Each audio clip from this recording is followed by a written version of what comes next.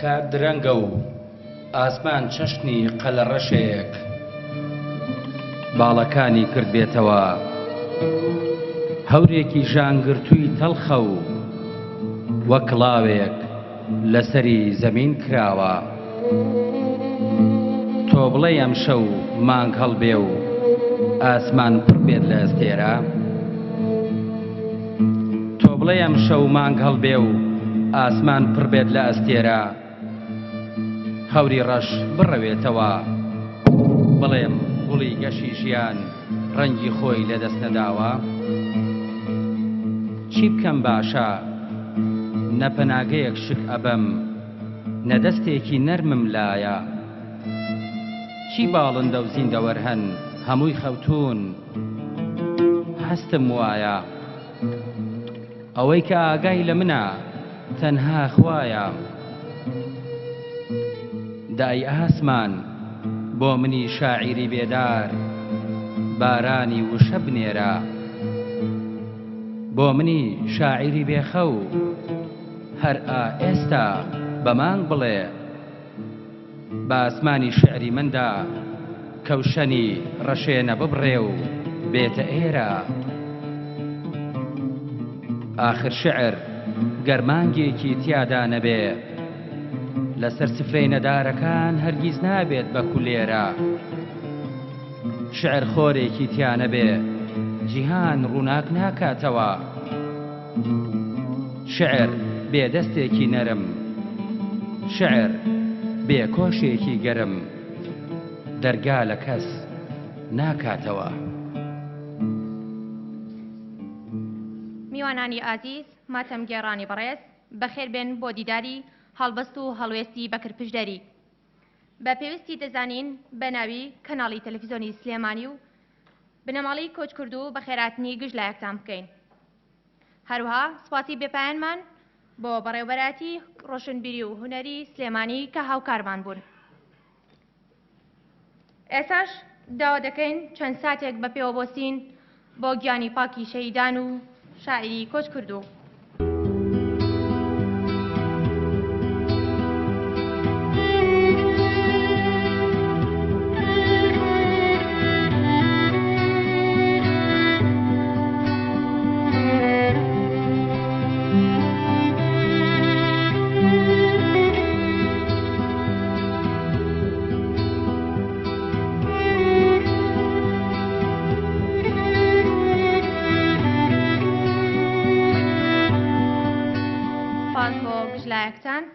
بەڵێ بەڕێزان ئێستاش داوا لەو بەڕێزاناکەن کە دیاری کراون بفەرمونون بۆ داگیرساندنی چەند مۆمێک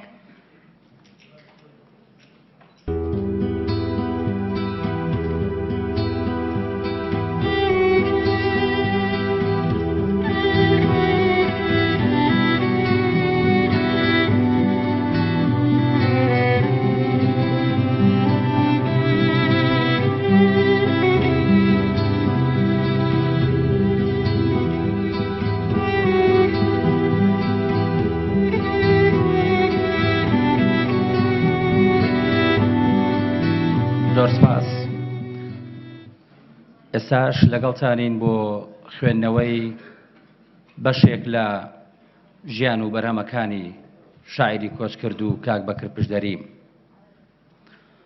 بەکر پشدەری ناوی تەواوی ئەبوبەکر ئەحمەد قادر ساڵی 1961 لە هێرۆی پشدەر لەدایک بووە نازناوی ئەدەبی بەکر پشدەریە دەرچووی ئامادەی پیشەسازیە و لە خولی خێرای پەیمانگای نەوتی لە شارەکانی کەرکووک بەغداد و بەسرا خوێندووە و لەبەر هۆکاری ڕامیاری نەگونجاوە دیبلۆمەر بگرێ لە کۆنگرەی شەقڵاوە ساڵی 1991 بووە بە ئەندامی یەکێتی نووسەرانی کورد لقی سلێمانی ئەندامی کۆمەڵەی کە لە پور و فۆلکلۆری کورد بووە لە سلێمانی لە گۆڤاری کەشکەڵان و ڕۆژنامەکانی ڕاستی و بەرگری و هەولێر کاری کردووە و ماوەیەکیش جێگری سەرنووسەری ڕۆژنامەی ڕەند بووە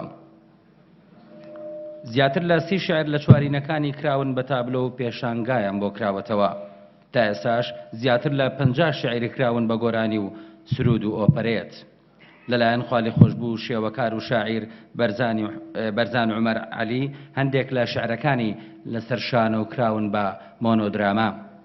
لەلایەن نووسەر ئیبراهیم چنگیانی هەندێک لە چوارینەکانی کراون بە شانۆگەری شەهید. 5 جار پێشانگای تایبەت بە شعرەکانی نمایشکراون لە شارەکانی هەولێر و سلێمانی و قەڵاتزێ. نامیلکەیەکی لە سەردەمی ڕژەمی بەعس لە بەغدا یاساخ کراوە بە ناوی زێڕ و گڕ. ماوەیەک بەرپرسی بەشی ڕۆشنبیری و ڕاگەیاندن بووە لە بزافی ڕۆشنبیری سلێمانی. لەلایەن سەنتەری ڕۆشنبیری قەڵاتزێ و ڕێکخراوی هەناسەکانی نیشتیمان 2 جار بە تایبەتی لەگەڵ چەند شاعرێکی دیکەدا ڕێزلێنانیان بۆ کراوە.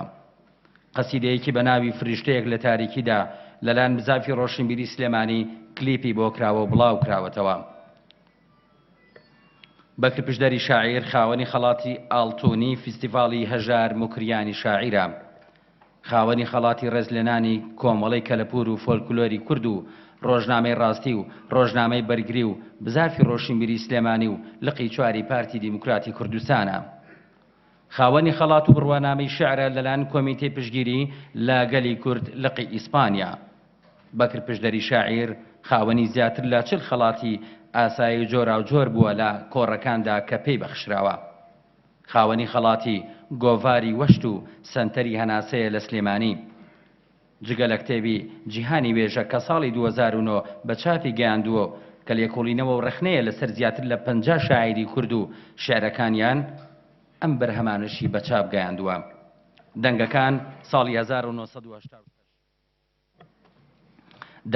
ساڵی 1986 کەرکووک ساڵی 1991 زێڕ و گڕ ساڵی 2000 گۆرانیەکانی شاعیرێک ساڵی 2001 کە بێدەنگی دادەگیرسێ ساڵی 2004 ئاڵا شعر بۆ منداڵان ساڵی 2005 کۆی چوارینەکانی بەکر پشدەری ساڵی 2006 ڕازی ئاوازەکان ساڵی 2007 ورچی پەڕۆ شعر بۆ منداڵان ساڵی 2010 لە سێبەری پرچەکاندا ساڵی 2012 جیهانی وێژە کتێبێکی ڕەخنە و لێکۆڵینەوەیە لە شعری شاعیرانی کورد و هەندێک لەو لێکۆڵینەوانەی کە لەسەر شعرەکانی بەکر پشدەری کراون. 12یەمین بەرهەمی دەیان شعر و بابەتی ئەدەبی لە گۆڤار و ڕۆژنامە و سایتەکاندا بڵاو کراوەتەوە بە شاعیری عەشق و نیشتیمان و نەتەوە ناسراوە و هەتاوەکو گیانی لەبەردابوو بەردەوام بوو لە خزمەتکردن بە وێژە و بە شعری کوردی. بەکر پشدەری شاعیر مەخابن لە بەرواری هەفتەی چواری 2019 بۆ یەکجاری ماڵ ئاوای لێکردین و دڵە گەورەکەی لە لێدان کەوت. بەڵێ بەڕێزان، ئێستاش گوێبیستی وتاری دەستگای ڕۆشنبیری و ڕاگەاندن دەبین لەلایەن بەڕێز ئامانجی عەبدوڵڵا سوور کە بەڕێوەبەری کەناڵی سلێمانین. بەڕێزیان با بفەرمێ. میوانە بەڕێزەکان، هەواڵانی خۆشەویست لە ئەنجومەنی سەرکردایەتی پارێزگای سلێمانی هەڵەبجەی پارتی دیموکراتی کوردستان بەرپرسی لقی 21 نوێنەری ئەنجومەنی پارێزگای سلێمانی بەڕێز بەڕێوەبەری گشتی ڕۆشنبیری و هونەری سلێمانی، میوانە خۆشەویستەکان، ئەدیب و ئەدەب دۆستانی خۆشەویست، هاوڕێ و کەس و کاری شاعری کۆسکورد و بەکر پشدەری ئامادەبوانی هێژە، بە ناوی دەستگای ڕۆشنبیری و ڕاگەیاندنی پارتی دیموکراتی کوردستان هەروەها کەناڵی تەلەڤیزیۆنی سلێمانیەوە بە گەرمی بە خێراتنتان دەکەین بۆ مەراسیمی دیداری هەڵبەست و هەڵوێستی پشدەری شاعیر. لە ئەرچی ماندووبوونتان سوپاسگوزارین. لە دیرۆکی نیشتیمانیماندا شعر و شاعیرانی ئەدەبی بەرەنگاری ڕۆڵ و کاریگەری ڕیشەییان لەسەر ئاستی جەماوەری بەجێهێشتووە، چونکە لە هەناوی وشەی پاراودا پەیامی نیشتیمانی و نەتەوەییان وتوربە کردووە و بە زمانێکی ئەدەبی گوزارشتیان لە خواستی سروشتی گەل کردووە. کاک بەکر پشدەری ئەو شاعیرە بەجەوهرە بوو کە بە هەڵوێستی چەسپاوی نیشتیمانی و زمانی بەرگری و وشەی بەویقاری دەناسرایەوە. قەڵەمێکی بە بڕشتی ناو ئەو کاروانە بەشکۆیەیە کە منزڵی بەرەو کەناری مەبەست بوو. لە کۆتایی ساڵانی هەفتاکانی سەدەی ڕابردوو لە سەردەمی ستەمکاری داگیرکەرە، ئەو دەمەی داگیرکەر بە هەموو هێز و ڕق و کینەیەوە ڕوبەڕووی دۆزینەتەوەیی مانەبەوە، تەنانەت وەک دەوترا دیوارەکانیش درزەکانیان ببوون بە جۆچکە لەو سەرەوەختەیە کە شاعیران بە زمانی سیمبڵوک و مەرموز شعریانە نووسی کاک بەکر پشدەری ڕوبەڕووی قەساوەتی داژت کردەبوو و لەنێو کاروانی ئەدەبی بەرگریە سێبەری وشەی دەنەخشاند و هەناوی دێڕەکانی بەورەی نەبەزی و جۆش و خۆشی کوردانەوە دەڕازاندەوە. لە دوای ڕاپەڕینە مەزنەکەش هەر لەسەر ئەم ڕێچکەیە بەردەوام بوو، بەشێکی دانەبڕاو بوو لە خوێنەرەکانی و بەردەوام بە شوێن هەیبەتی نیشتمان پەروەرانی ناو دێڕەکانی شعریەوە بوو. لەوادەی ڕیفراندۆمی مەزنی گەلی کوردستانە لەو شاعرە بە هەڵوێستانە بوو کە بە دەنگی بەرز و بە جەوهەری وشەوە خواستی سربەخۆی خوازی لە شعرەکانیان بەرجەستە کردبوو. ئاخر خولیا و حەزی بە پشدەری شاعیر ئاوێتەی خواستی بێچەند و چوونی گەلی کوردستان بوو کە لە سربەخۆی کوردستانە خۆی نەخشاندووە. کاک بەکر پشدەری جیالەوەی سەر بە ئەدەبی بەرەنگاری بوو، هاوکات هەموو کایە جیاوازەکانی تری ناو شعری بەسەر دەکردەوە. ئەو دەمەی ڕۆمانتیکیانە دەینووسی خوێنەری بە زمانی ئەوینداری کوردەواری ئاشت و ئاشنا دەکردە و لە کۆدی خواپەرستیشدا عارفێکی سەرڕاست و زاهیدێکی کورد پەروەر بوو. چوارینە و لرکی شاعیر بوون بە وێرد چوارینە و لیرکەکانی شاعیر بەکر پشدەری بوون بە وێردی سەرزار و گۆرانی هونەرمەندان. خامەی بە بڕشتی پشدەری جیالەوەی ئاوێزانی شعر بوو، هاوکات تەریب بە نووسینی شعر و تاری ئەدەبی دەنووسی و دیسان میانەیەشی تری لەگەڵ خوێنەرەکانی چێکردبوو. لە کتێبی جیهانی وێژەدا جیالەوەی شاعیرانی هاوزەمانی خۆی دەنووسیەوە خوێندنەوەی بۆ هەڵبەست و دەقی کراوە دەکرد. جیالەوەی پشدەری شاعیر لە خەمی پڕکردنەوەی کلێنی کتێبخانی کوردیا بوو بە بەرهەمەکانی هاوکات خەمخۆری میدیای کوردی بوو. هەر بۆیە ئێمە لە دەستگای ڕۆشنبیری و ڕاگەیاندنی پارتی دیموکراتی کوردستان لە سۆنگەی پەرۆشیمان بۆ قەڵەمی بە بڕشتی شاعیر و هەڵوێست و بەرهەمی شاعیران و لە نێویاندا بەکر پشدەری بەرز دەنرخێنین بە سەرکردنەوەی لایەنی ئەدەبی و خەمی شاعیران و بەدەنگەوە هاتنیان بە ئەرچی هەنووکەی و لە پێشینە دەزانین.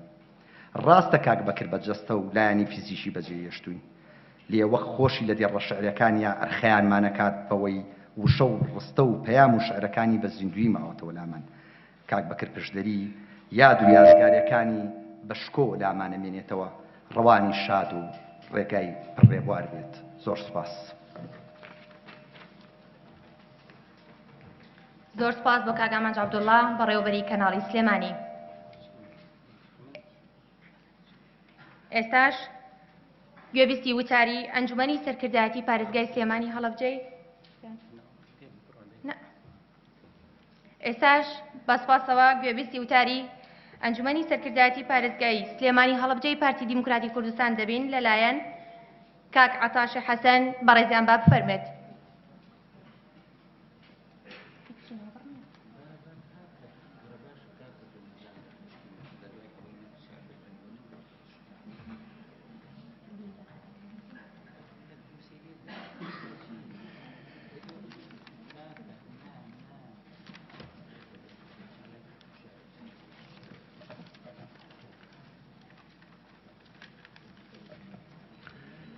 بەناوی خوای گەورە و میهرەبان، ئامادەبوانی بەڕێز بەشداربوانی مەراسیم، هەڤاڵان و هاوڕێیانی خوالێ خۆشببوو کاک بەکر پشدەری، کەس و کار و بنەماڵەی شاعیری ڕەحمەتی، سڵاوتان لێبێت. سڵاوی هەڤاڵانمان لە ئەنجومەنی سەرکردایەتی سلێمانی هەڵەبجە بە هەموو لایەکتان ڕاگەیەنی.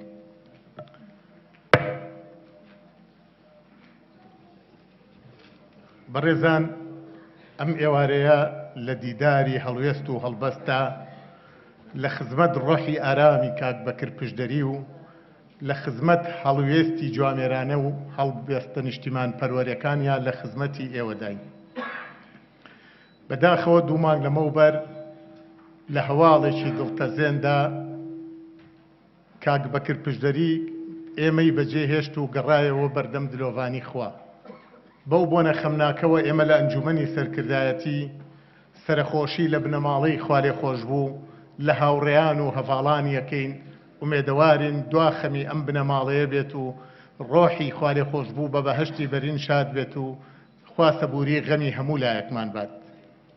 بەڕێزان، دیارە مردن حەقە و وە قسەیەکی کوردی خۆمانەڵێ کاروانێکی بەرەو دوایە و کەس لە دەستی قوتار نابێت. بەڵام ئەوەی بۆ ئێمە جیاوازە مردنی کەسانی داهێنەر و نووسەر و ئەدیب و شاعیر و نیشتیمان پەروەرانە. ئەوان بە مردنیشیان تەمەنێکی نوێ بۆ خۆیان ئەنووسنەوە، چونکە ئەوان بە زیینەتی لە ناو دڵی ئێمە و لە ڕێگەی بەرهەمەکانیشیانەوە وەک سامانێکی نیشتیمانی لە ئارشیفی نەتەوەکەمانە بۆ هەتایە ئەمێننەوە. تۆ سیرکەن ئەگەر بگەڕێینەوە بۆ مێژوو ئەو کاتەی شەمسی تەبرێزی چلخاڵەکەی عیشقە نووسێتەوە، لە پەراوێزی شعرەکان و لە پەراوێزی نووسینەوەی چلبەندەکەی عەشقدا ڕووبەرێکی فراوانی مرۆڤایەتی بە عەشقی خواوەند دەسپێرێ. عەشقی ئیلاهی زادەی شعرەکانی شەمسی تەبرێزی بوو.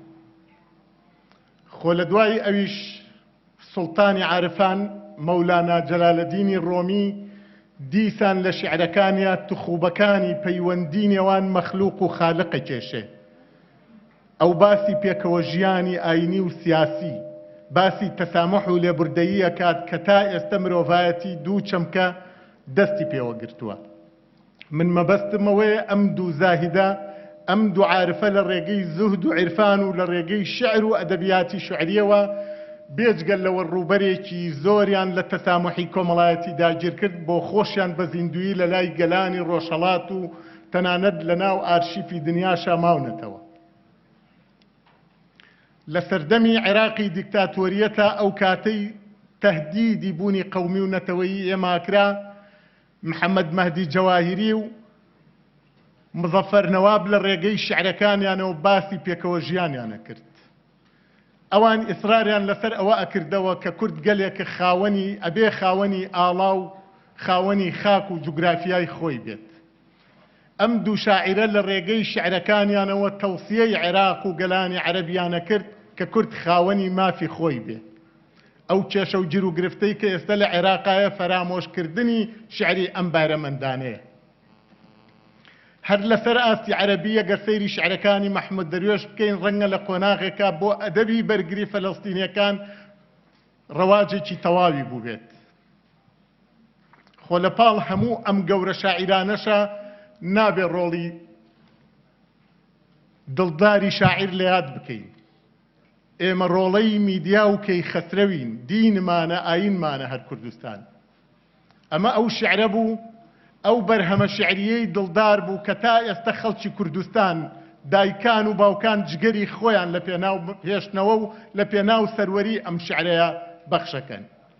ئەم شعرەیە وای لە لاوانی کوردستان کرد کە ڕۆحی بەرگری و ڕۆحی بەرگەگرتنی بە جۆرێک بێ خوێنی خۆی سەودای سەروەری نیشتیمان بکات. بەڵێ کاک بەکر پشتەری لە ڕێگەی بەرهەمەکەی کە پێم وابێ کۆدی خواپەرستیە لە ڕێگەی چوارینەکانیەوە خەڵک بۆ زوهد و عیرفان هاونەهانەدا، چونکە سۆفیگەری و زوهد لە سەردەمێکی گەورەی تاریخیە کۆمەڵگەی ئیسلامی لە توندوتیژی دوور خستۆتەوە و ئێستەش پێویستیەکی زۆری ئاین پەروەرانە. و هەروەها لە شعرێکی تریا کە پێم وایەڵێ لە سێبەری پرسەدا شعرە نیشتیمانیەکانی ڕۆحی بەرگری لایلاوی کورد دروست کردووە. بەداخەوە لە ناکاتدا ئەم کەڵە شاعیرە و ئەم زاتە ماڵە ئاوایی لێ کردی. بۆیە جارێکی تر ئێمە لە ئەنجومەنی سەرکردایەتی لە دیداری هەڵبەست و هەڵوێستی بەکرد پشتدەریدا سەرخۆشی لە خۆمان لە ئێوەی بەڕێز لە خانەوادە تێکۆشەرەکەیانەکەین ومێدەوارین دواخەم و دوانەهامەتی ئەم ماڵە بێت. ئێوەش سەربەرز و سەرکەوتوو بن و سپاسی ئامادەبوونتانەکەی. زۆر سپاس.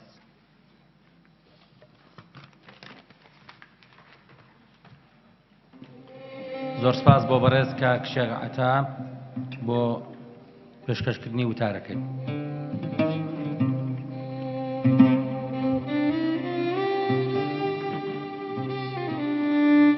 وەسیەتنامە.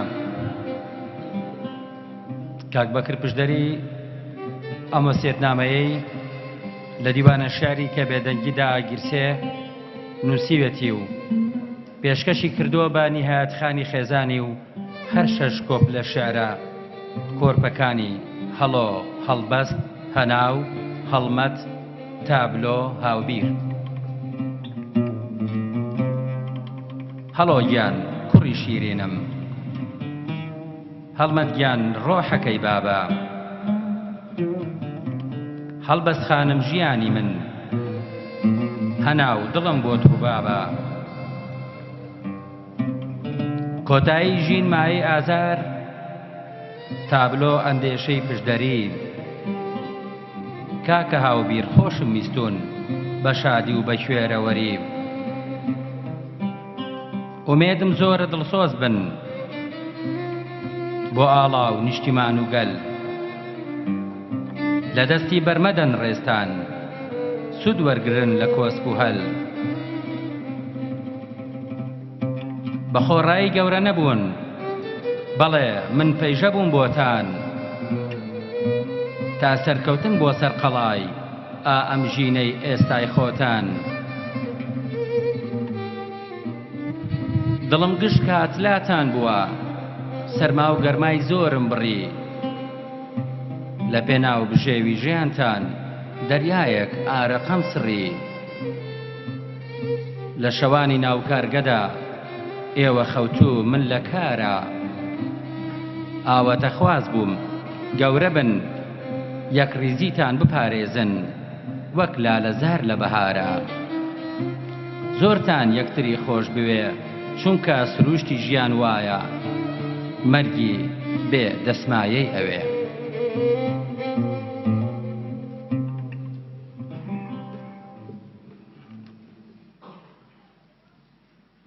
بەڵێ عزیزان، ئێستاش گوێبیستی وتاری بەڕێوەبەراتی ڕۆشنبیری و هونەری سلێمانی دەبین لالایەن بەڕێز کاک بابەکر دڕەیی. بەڕێزیان با بفەرمێت.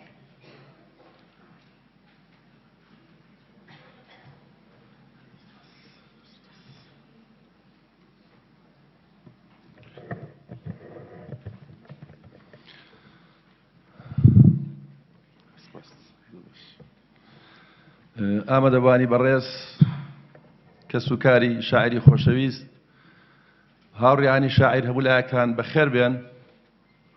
من بە شانازیەوە لێرە لە خزمەتانام. سەرەتا ئەمەوێ جارێکی تریش سەرخۆشی لە کەسوکار و لە خێزانی شاعری خۆشەویست بکەم و داوا بکەم لە خوای مەزن کە سەبووریان بێت بە زووترین کات. ڕاستیەکەی ئەم شاعیرە خۆشەویستەمان جوانەمەرگ بوو، لە تەمەنێکی زۆر کەمە جێی هێشتین. لەدایک بووی ساڵی 61 تەمەنێکی کەمە بۆ ئینسان. پێم وایە ئەوەش بەڵگەیە بۆ ئەوەی کە ئەم شاعیرەمان زۆر زووخا و دەردی چەشتووە. لە تەمەنێکی وا کەمە 12 کتێب چاپ بکەی و 40 خەڵات وەربگری لە دۆخی کوردستانە مای شانازیە. و شێعرەکانی ئەو بە تەسەوری من لە ڕیزی ئەو شاعرانەیە کە شایستەن باس بکرێن و ڕەخنان لێ بگیرێ و هەڵسەنگێنرێن. بۆنەیەکی باشە لێرەدا من ئاماژە بە 3 لایەن بکەم کە پەیوەستن بە ژیانی شاعیران و هونەرمەندان، و ئەویش حکوومەت و سەندیکاکان یاخود یەکێتی نووسەران لەگەڵ هونەرمەندان خۆیان.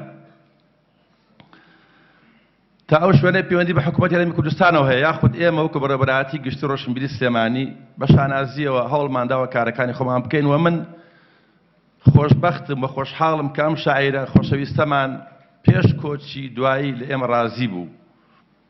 ئەرکی حکوومەتە ڕێزی شاعیرەکان و پیاوە گەورەکانی خۆی بگرێ. ئەرکی دەزگاکانی حکوومەتە کە قەدری ئەو کەسانە بگرن کە دەهێنانیان پێ و توانیویانە خزمەتێک پێشکەش بەگەل بکەن. میلەتی ئێمە بە دڵنیاییەوە ئەگەر لە سیاسەتدا بەداخەوە سەرکەوتوو نەبووە لە درێژایی مێژووە نەیتوانێت دەوڵەتێکی سەربەخۆی هەبێ، بەڵام بە دڵنیاییەکی زۆرەوە میلەتی ئێمە گەلی ئێمە توانیوێتی بە ئەندازەی پێویست شاعیر و هونەرمەندی هەبێت کە توانیویانە زمانەکەی و کلتورەکەی بپارێزن وەک گەلێکی مەزن لە ناوچەکەدا بەسەربەرزی بمێنێتەوە.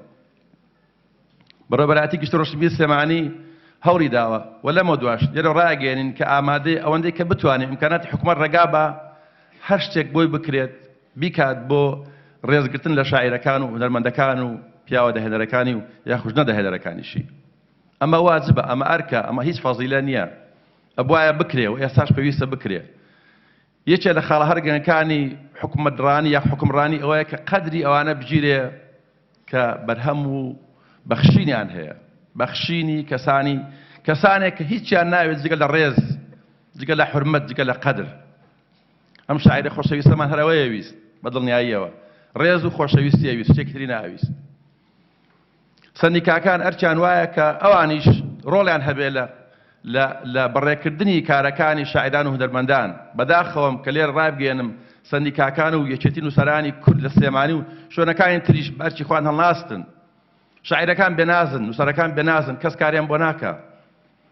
حکومەت ناتوانێت یا حکومەت ڕەنگە کێشەی تری هەبێ، بەڵام سەندیکاکان بۆ دروست بوون، بۆ هاتوونە مەیدان کە کاری شاعیران و هونەرمەندان بکەن لە هەموو بارەکاندا، لە بواری ژیانیان، لە بواری چاپکردنی کتێبەکانیان، لە بواری لە هەمویان گرنگتر قەدر لێگرتن و ڕێزگرتنیان. بەداخەوە ئەمە نەکراوە، هیوادارم لەمەوەدا بکرێ. لە حکومەت و سەندیکاکان بەدەر خودی هونەرمەندان خۆیان واجبیانە بەڕێی من وەکو پێشنیارێک کە قەدری توێژی خۆیان بگرن. ئیمکاناتی حکومەت بەشی ئەوە هەموو کاتێک هەیە کە هۆڵێکی واترخام کە بۆ مەراسیمێک. ئیمکاناتی حکومەت هەموو کاتێک بەشی ئەوە هەیە کە پارێک سەرف کا بۆ ئەوەی کە مەراسیمە بکرێ بۆ شاعیرێکی خۆشەویست. ئیمکاناتی حکومەت هەموو کاتێک بەشی ئەوە هەیە کە ڕێز لە شاعیرەکانی خۆ بگرێ و ڕێز لەوانە بگرێت کە توانیوانە کلتور و ئەدەب و زمانی ئێمە بپارێزن و بهێڵنەوە. من جارێک کە ڕاگەێنم کە حکومەت یاخو بەڕێوەبەرایەتی گشتی ڕۆژبیری سلێمانی بە شانازیەوە ئامادەیە بۆ هەر کارێک کە پەیوەندی هەبێت بە ڕێزگرتن لە شاعیرەکان و پیاوە دەهێنەرەکانی گەلەکەمانەوە. جارێکتر هەموو لایەکتان بەخێر بێن و سوپاسان دەکەم و سەرخۆشی دەنم بۆ کەسوکاری کاکە بەکر پشدەری خۆشەویست. زۆر سوپاسان دەکەم.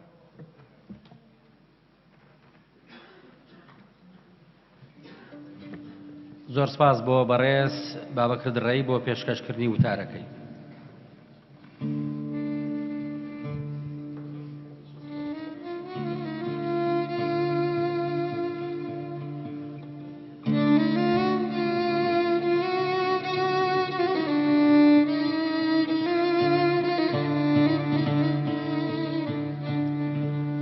ئێوارەیە و من لێرەوە خەمی و خۆرەی دەیبینم، وردە وردە ئاوا دەبێ دەمسووتێنێ، دڵنیاشم هەر دەڕوات و گۆرانی عەشقی تۆ دەچڕێ و ناوت دێنێ. تۆش لەوێوە پرچی ئاڵتوونی و هەتاویت دادەهێنی. ئەی خۆرەکە جێمە هێڵە منیش لەگەڵ، جێمە هێڵە منیش لە تەک خۆتا بەرە. وا لەم دیوی دەلاقەوە ڕاوەستاوم، ئاسۆی خەیاڵی پەرچەمی ئاڵتوونیەکەی تاجی سەرە. ئێمە هەردوو دوو دڵداری خۆری ژیانی ڕۆژگاری بێ کۆتایین. من لێرەوە و تۆ لەوێوە، ئەو داهێنەری ئەگریجێ خۆرەتاوە. منیش هەکبەی منیش لێوان لێو لە عەشقی ئەو خاک و ئاوە.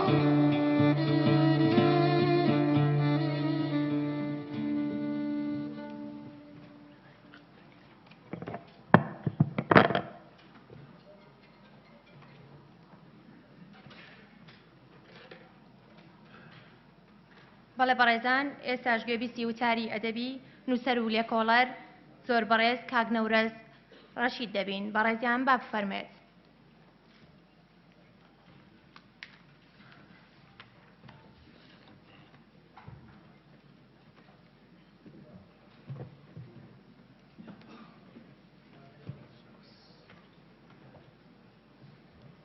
خوشکوبرانی بەڕێز، ئەم کاتتان باش.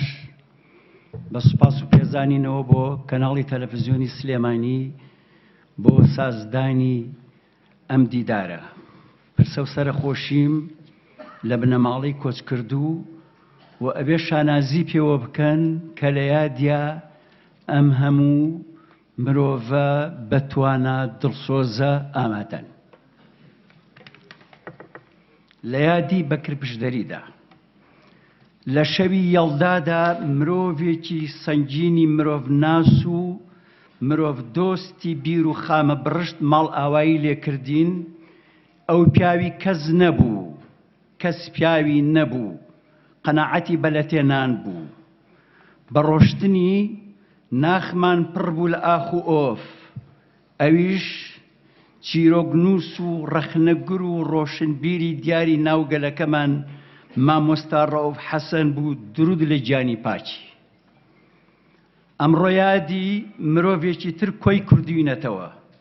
کۆچی کرد، بەجێی هێشتین، خەمبار و ماتەم بووین، حەسرەت و سوێی مەرگی فرمێسکی سۆمای دیدەی پێڕشتین. ئەو ئەوینداری و شەو خامە و شعر بوو، شاعیر و ڕۆشنبیر بوو. زەخیرەیەکی باشی لەو شە بۆ پاشەکەوت کردین.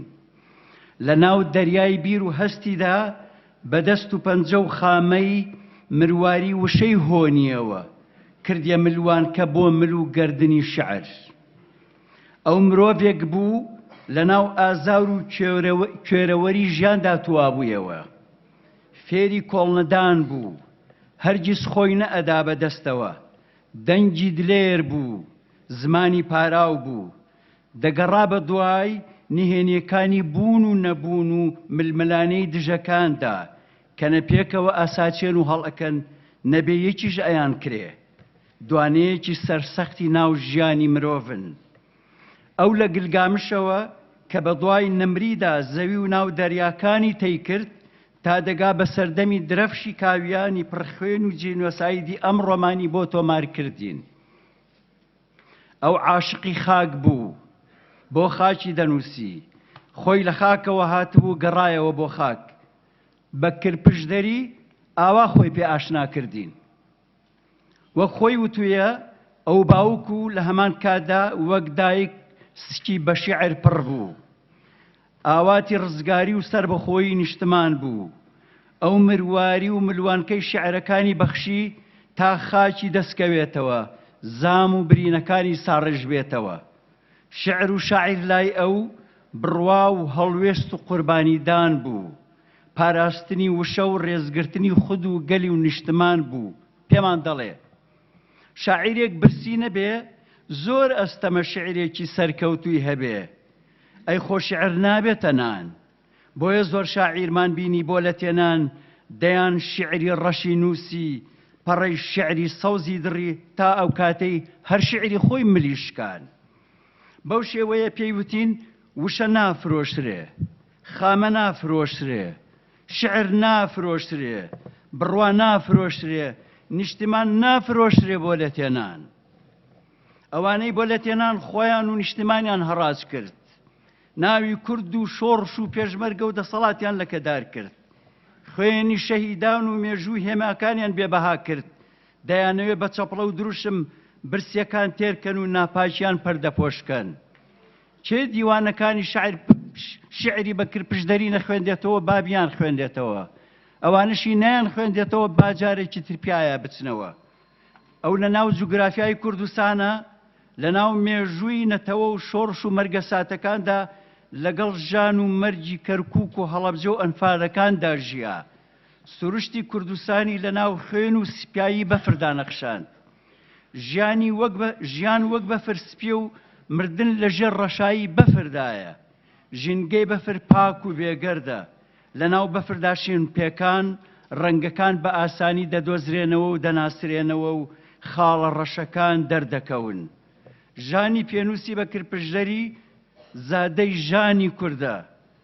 دیرۆکی گەلێکی ستەم لێکراوی، خوێن ڕێژراوی، زیندە بەچاڵ کراوی، ماڵتاڵان کرا و وێران کراوی، نیشتیمان داگیر کراوی، کۆڵ نەدراوی تیاڕست کراوە. دەبینین ئەو تاوانانە درێژەی هەیە. بیری شۆڤێنیستی مەزهەبی و تائیفی بەدەستی ڕەشیان ئاگر بەرئەدە نەبەری ڕەنجی ساڵی کوردی و ئەیسووتێنن. کوان ئەوانەی بۆ نان خۆیان و نیشتیمانیان فرۆشت وانانی کورد ئەسووتێنن. بەڕێزان، من لە بزافی ڕۆشنبیری سلێمانی ئەو مرۆڤەم ناسی. مرۆڤێک بوو جیاواز لەوانی تر، خاکەڕا، هێمن، کەمدوو، بە قەناعەت، کەمگلەیی کەمداوا سەرڕاست و ڕاستگۆ خەمخۆر و لە خۆبردوو ساکار و لە خۆنەگۆڕ لە هەنگاوەکانیە لە نیگایە بەزەی و ڕەنج و ماندووبوونی پێوە دیار بوو خاوەنی عیزەتی نەفس و بە کەرامەت بوو مرۆڤ بوون و مانای مرۆیی بوون لە بەکرپشدەریدا بەدی دەکرا هەندێک جار لە دیاریکردنی ئەرکەکانی ناو بزافی ڕۆشنبیریدا بە ئەنقەست کاک بەکرم لا ئەدا بۆ ئەوەی لێی تێبگەم هەڵپەی نەبوو دەنگەدەنگ و هەراو زەنای نەبوو داواکانی بۆ خۆی نەبوو لە پاشەملە قسەی نەبوو کە ئەمبینی لە چاوەکانیە لە ڕوخساریا بێدەنجیدا ئەگیرسا هەستم ئەکردنی بردۆتە ناخی خۆی و لەگەڵما قسە ئەکا پێم ئەڵێ بۆ من لەو ئەرکەدا دانەناوە من ئەچوم بەلایەوە دەستێکم ئەقسە سەرشانی وەک خۆی بەهێمنی پێم ئەوت کاک بەکرد تۆ زۆر لەوە شایستەتری ئەرچی تۆ سەرپەرشتیکردن و ڕێنەماییکردنی ئەوانە ناوت لە سەروی هەموو ناوەکانەوەیە پێی ئێوتم مامۆستا سوپاست دەکەم شانازیت پێوە ئەەکەم وەک پشت و پەناعت بینم دڵم پێد ئەکرێتەوە بەداخەوە کۆچی دوایی بەکرپشدەری شاعیر و ڕۆشنبیر دڵی خانەوە دەکەی و هەمومانی تەنگ و پڕ سوێ کرد پێی ئەڵێم تاماوین لە بیرمان ناچیتەوە گیانت شاد سوپاس بۆ ئێوەش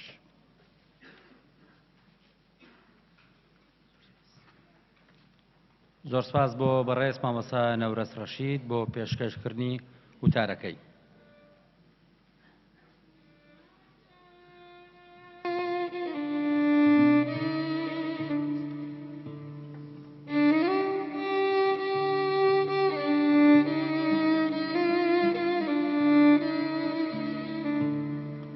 گەلێک تینووی ئەدەب بووم من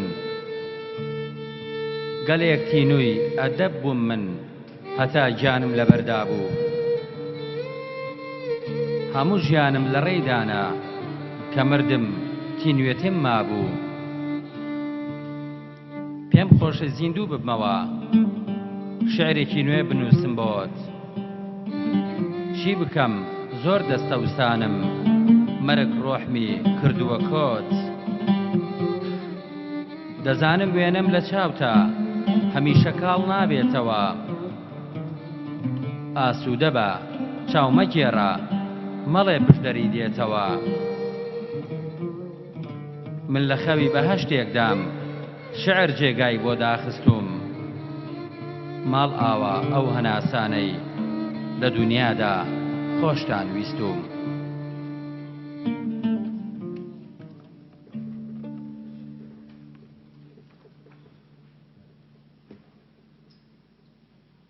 بەڕێزان ئێستاش بینەری بەرهەمێکی دیکۆمنتاریە بین لەسەر ژیان و بەرهەمی شاعری کۆچکرد و بەکرپشدەری بە سوپاسەوە لەلایەن کەناڵی تەلەڤیزیۆنی سلێمانیەوە ئامادەکراوە.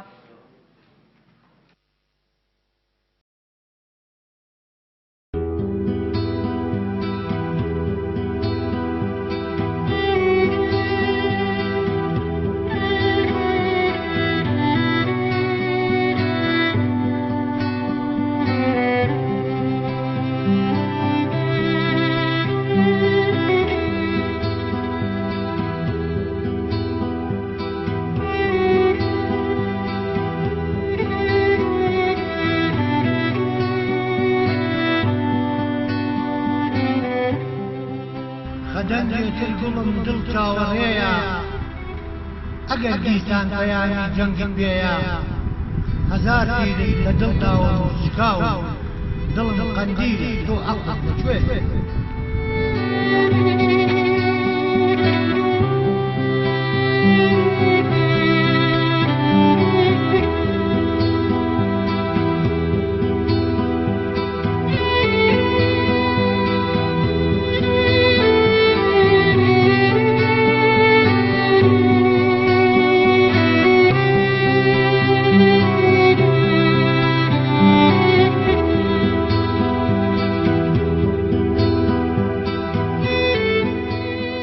ساڵای خۆم لە ڕووی چێ هەڵبڕێژم لە لای هاواری بێپەروان ببێژم کە من هەلوا ڕەوەند و خاکە سار بم ئەگەر مردم لە کام ناگەڵ بنێژم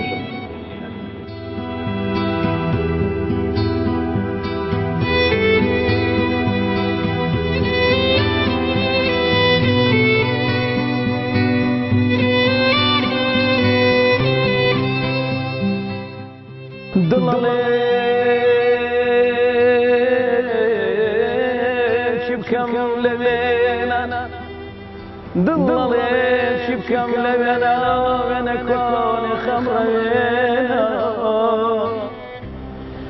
دڵڵێ چی بکەم لەوێنە وێنە کۆنی خەمڕەوێنە خەمڕەوێنە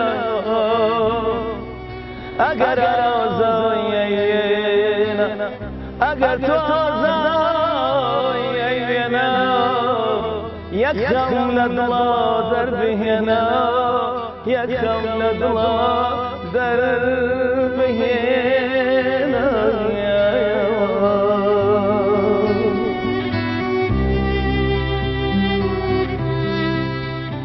ئێمە گەر شاعیرەکەمان لە نزیکەوە نەناسی بێت مهم ئەوەیە گرنگەوە نامیلکە شاعیرەکانیان دیوانە شاعیرەکانیمان ناسیون بەڵام من خۆشبەختانە ئەتوانم بڵێم یەکەم جار بوو یەکەم کەسیش بێتم کە من شعری مامۆستا بەکر بژدەریم کردووە بە مەقام کاک بەکرێکی بوو لەو کەسانی کە چڕ و پڕ و دەوڵەمەند بوو لە ڕووی ئەدەبیەوە چەند جۆرە توانایەکی هەبوو وەکو کۆمەڵێک چوارینەی زۆر جوانی هەبوو.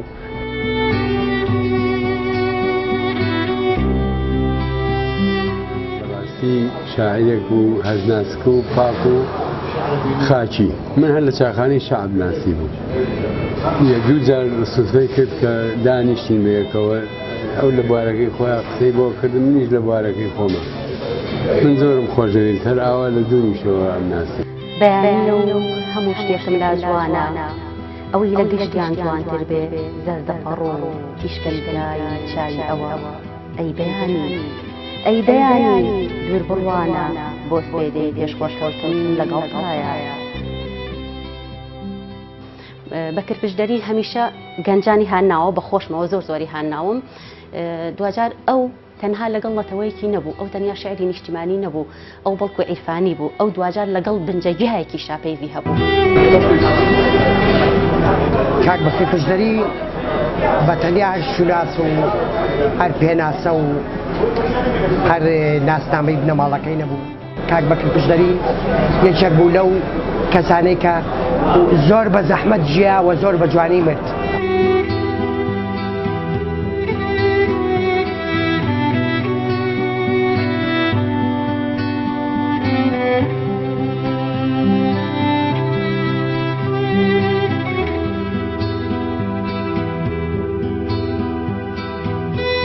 جار و جار تەرجیعی زیاتر یەکردم ینی وەکو ئەوانی تر تووشی ئەو وەهمەیان ناکردم کە بڵێ تۆ میتۆ هەمیشە ڕەخڕین لێگرتم بۆیە باشتر بنووسم ئەمزانی ڕەخنەکان بۆ ئەوەیە کە یاخود هەمیشە کاگت خوێنەرەوە بۆ ئەوەیە باشتر و باشترینیان بکەم.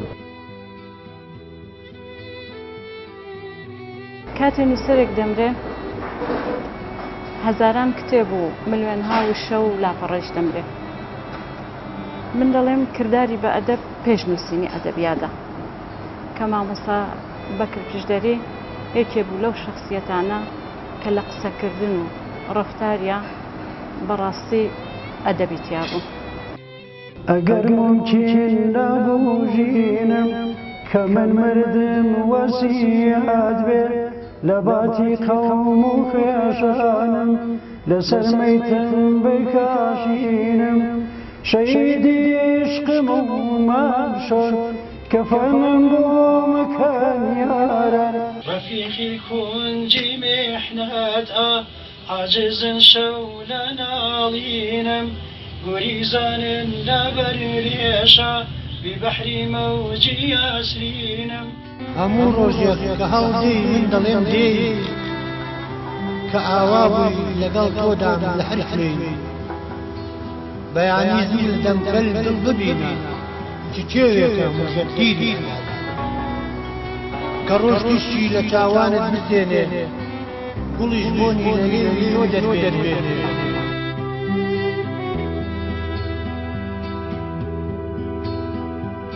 جیاوازی بەکر وەک شاعرێک وەکو کەسێک کە قەڵەم بەدەست لەگەڵ کەسانی ئەدیب و شاعری نەوەکانی خۆی بریتە لەوەی کە شعرەکانی کاک بەکر شعرێکی جەماوەری کۆمەڵایەتی بووە کە سەر بە توێژێکی تایبەت حزبێکی تایبەت ئایدیایەکی تایبەت نەبوو.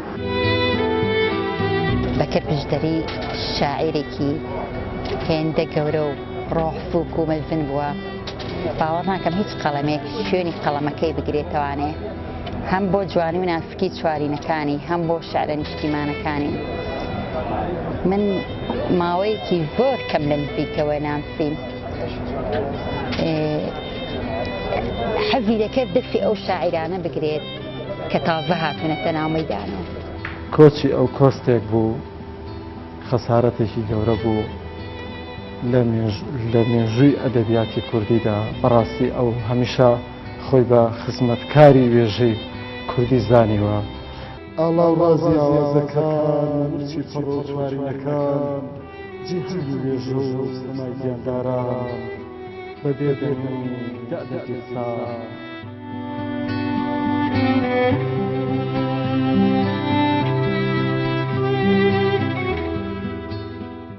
ڕایەکەیە کە جوانی شاعر لەوەدایە کە ڕۆژێکی تەواو گوزەرێنێ بووی درک بە وشە جوانەکان بکە و بە دیمەنە جوانەکان بکە بەڵام کاک بەکر پشدەری شاعری کۆس کرد و هەموو ژیانی تەرخان کرد بۆ کایی ئەدەبی و معریفی هەر بۆیە نازناوی خزمەتکاری وێژەی کوردی بۆ خۆی داڕشت بوو و هەر بەوەش خوێنەرەکانی سەرسام کرد بوو.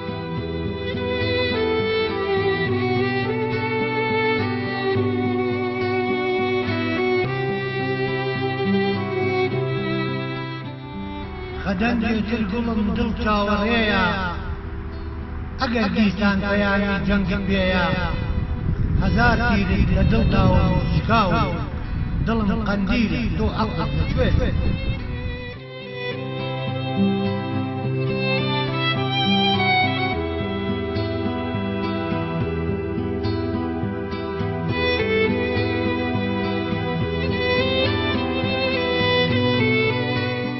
باش یاشە لە لای ئەو ڕوئایە ینی بە شێوازێکی فراوان هەموو بوارەکانی عشقی تیا باس کرده بوو هەنی عشقی ئەبەخشی بە هەموو کەسێک بە هەموو ئینسانەکان بە دار و درەخت بە نیشتیمان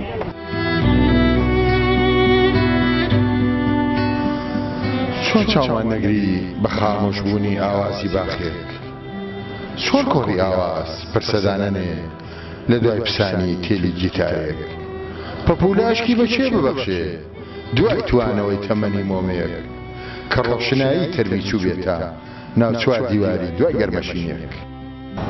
بەکر پشدەری یەک بوو لەوانەی کە دەستی گەشتە جیای نەمری توانی کە بە کۆششی خۆی لەو تەمەنەی کە خوا پێی بەخشی بوو توانی بیسەلمێنێ کە ئەو لە مردن بەهێزترە.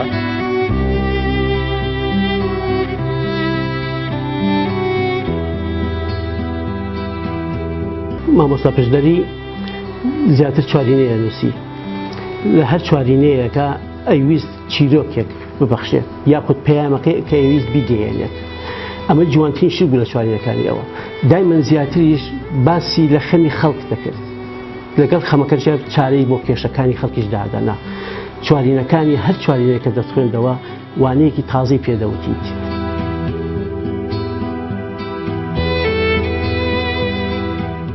شعرەکانی بەکر پشدەری زیاتر چۆنەڵی شعرێکی خۆرسکن ئەو جۆرە لە شعرەکە وەکو کانیەک هەڵە تۆقێ وەختێک کە شعرەکان نەخوێنیتەوە هەست بە زۆر لێکردن ناکەی کە زۆری لە خۆی کردبێ یاخود بیرکردنەوەیەک کە وەکو ئایدۆلۆژیا لە لای هەبێ بە زۆر بیخاتە ناو شعرەکانیەوە نەخێر شعرێکی ڕەوانە سافە و بەکر پشدەری خۆشی وابەستە نەکردووە بە هیچ جۆرێک لە با بڵێن ڕەگەزەکانی شعر وەکو لیریک و غەزەل و کلاسیک و چوارینە و شعری ئازاد و پەخشان و هەروەکو خۆی لە یەکێک لە پێشەکی پێم وابێ لە پێشێکی بەهەشتی عشق کە ئاماژەی پێدا ئەڵێ من خۆم دەربەز نەکردەوە بە هیچ شتێکەوە هەر چۆنێک هاتبێ ئەوها پێشوازیم لێ کردووە.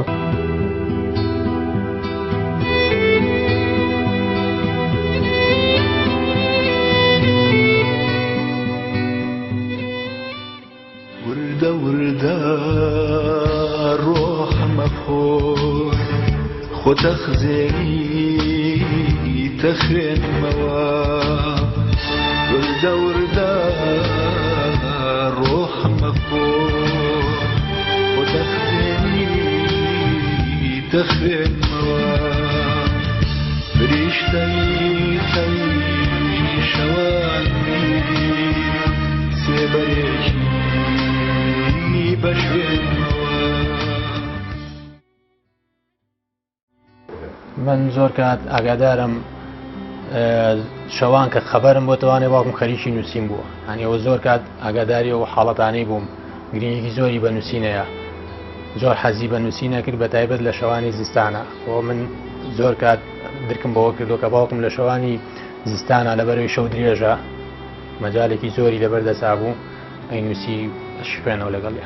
من هەمیشە بێدەنگەکانی باوکم کە بێدەنگ ئەبوو ئەمزانی کە شتێک لە فکریایە بیر لە شتێکە کاتەوانێت نووسینێک لە مێشکی لێمان تێک نییە، چونکە زۆر لەوە دڵنیام هەنێکان کە بێدەنگ ئەبوو قەڵەمەکەی دەرێنا وەرەقەی شێنا شتێکی نووسی. ئەمە قەڵەمەکەی باوکمە کەم بە سمبولێک بە ئێخەمەوە زۆریشم خۆشە.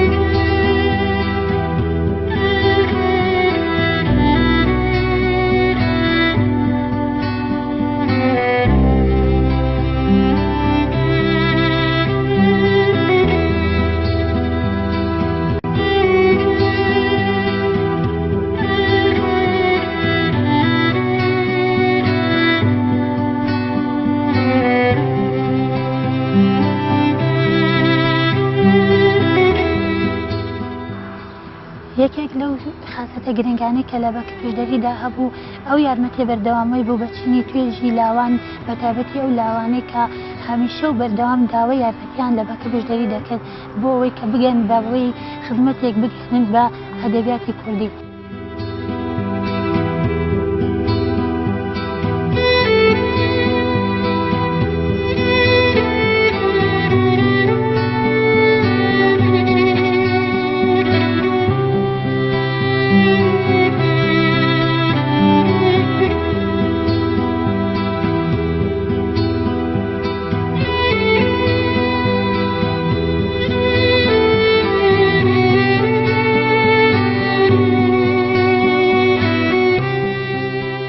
بەکەپشتەری دوو ئاواتی گرنگی هەبوو لە ژیانیدا کە زۆر بەداخەوە هیچ کامێکیانی وەها بەباشی نەبینی. یەکەمینیان هەر چوار پارچەی کوردستان وەکو دەوڵەتی سەربەخۆ ببینێت، دووەمینیشان یەکێک لە ئەو مناڵەکانی کە لە بواری ئەدەبیات و ڕۆشنبیری کوردیدا گەورە بوون وەرخچکەی ئەو بگرنە بەر. من وەک بەکەپشتەری ماوەیەک بەردەوام هەوڵمدا کە بڕێزکی باوکم بگرم و کۆمەڵێک شارم بۆ بڵاو کردوانێ، بەڵام بەداخەوە بەردەوام نەبووم. لێرەوە دەڵێم کە بۆ ئەوەی ڕۆحی باوکم ئاسوودە بێت و ئەو خەمەی لە دڵدا نەمێنێت هەوڵی بەردەوام ئیشتەڵاتم کە ڕێچکەی بگرم و هەرگیز نەهێڵم ناوی کوێر بێتوانێ.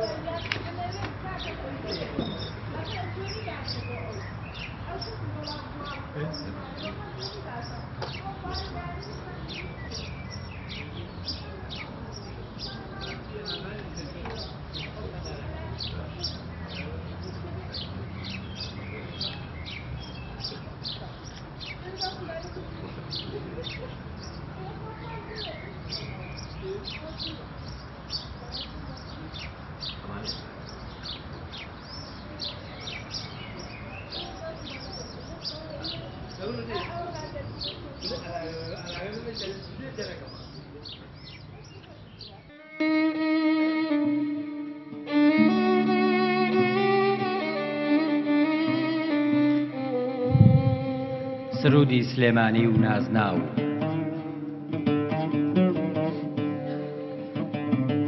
سلەیمانیم سلەیمانیم شاری شکۆی مێژووی پاک و داهێنان و شارستانیم بۆ کورد چاوگەی دارستان و شەم و چیا و باخ و کانیم لانکەی هونەرپەروەران و شاعیران و شۆڕشەکان و شۆڕژگێڕ و شەهیدانم کێ هەیە بڵێ من وانیم سلەیمانیم سلێمانیم نەوەی فەقێ ئەحمەدەکەی دارەشمانەکەی پشدەر و ئیبراهیم پاشای بابان و بەرەگەز قەڵاچوانانیم تابلۆیەکی بەهەشتی خوام 228 ساڵە هەر جوانتر و گەشتر ئەبم منە سێرەی کوردستانیم سلەیمانیم سلەیمانیم ئاو خۆر و مانگ و بووکی شەوەکانی نیشتیمانم مامەیارە و عەولەسیس و شێخ مەحموودی یەکەم مەلیکی کوردستان گەواهین بۆ تێکۆشانم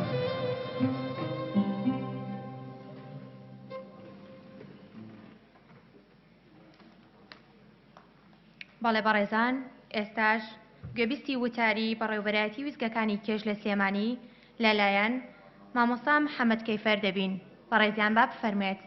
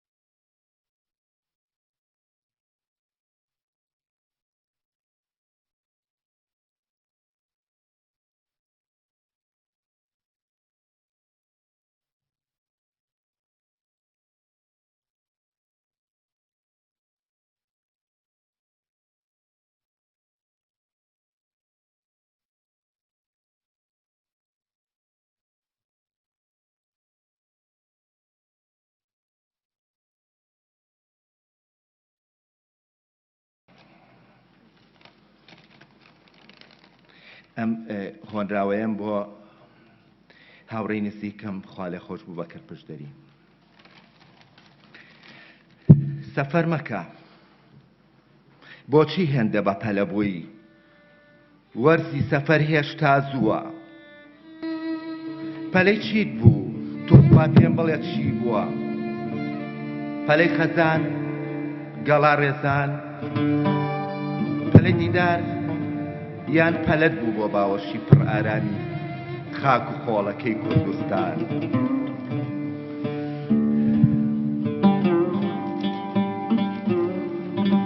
تۆ پشتەری ئەی ڕەهەندی نیشتیمانم ئەی ناسکترین هۆنراوە و خەم خۆرەکەی کوردستانم گەرە توانی ڕۆحمبەری لە جیاتی خۆت ئەوە ڕۆحم هەر لە جێوە بیکە بە فیدای شیعرێک و تۆ لە بری بگەڕێەوە لە غوربەتە نەکەی زیاتر خۆت ماتڵکەی لە پێدەشتی تەنیاییە هێدی هێدی بگەڕێەوە وەک یاسەیەکی ئێوارەی ئەم شارە لەو شەقامەی ئەو بەرەوە بپەڕێەوە ئەم جارەیان وەرە ئێرە پەیامێکم بۆ بنێرە ئەمەش پێنجوێنیە لێرە پامێکم بۆ بنێرە وەکو مشتە خۆت دەرخەوە هیچ مەترسە لە تەنیایی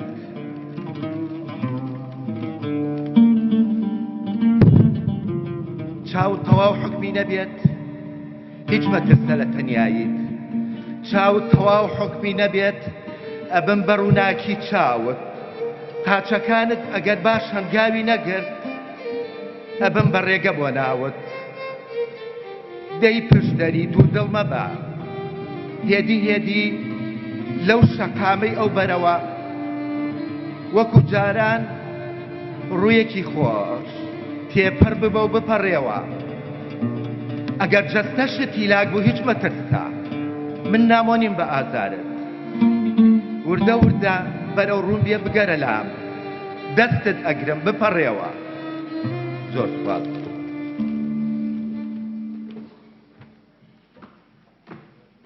زۆر سپاس بۆ مامۆستا محەممەد کەیفەر بۆ پێشکەشکردنی وتەکەی.